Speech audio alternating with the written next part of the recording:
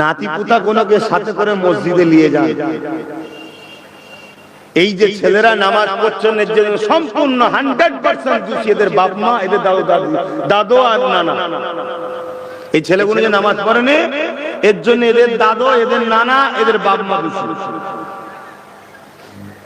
কেন ছোটবেলা থেকে মসজিদে বাচ্চাদেরকে নিয়ে যেতে হয়। 5 বছর, 6 বছর, 7 বছর, 8 বছর, 9 বছর, 10 বছর। 5 বছর থেকে শুরু করলেন, 5 বছর নিয়ে গেলেন, 5 ওয়াক্ত নামাজের সাথে করে নিয়ে গিয়ে ছেড়ে দিলেন। ওকে আর নিয়ে যেতে হবে না, একটা প্রেম তৈরি হয়ে যায়। আরে তোমার সঙ্গে আমার দুদিনে কখন একবার দেখা হয়, যদি এত প্রেম হয় ভাইজান এসতে চলো। আর 5 ওয়াক্ত ডেলি ডেলি মসজিদে যাচ্ছে একটা ছেলে 5 বছর, তার টাইম যেই হবে মসজিদের প্রেম থেকে টেনে নিয়ে যাবে।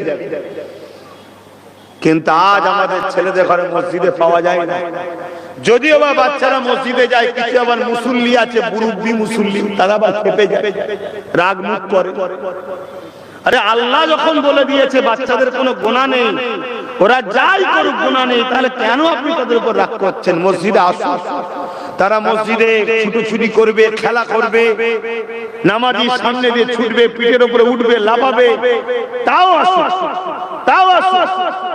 দেখবেন আস্তে আস্তে আস্তে আস্তে ওদের যখন 10 বছর বয়স হয়ে যাবে, মসজিদে আসবে, ছুটোছুটি করবে না, তোমার পাশে আল্লাহকে সিজদা করবে। জোরে বলুন সুবহানাল্লাহ।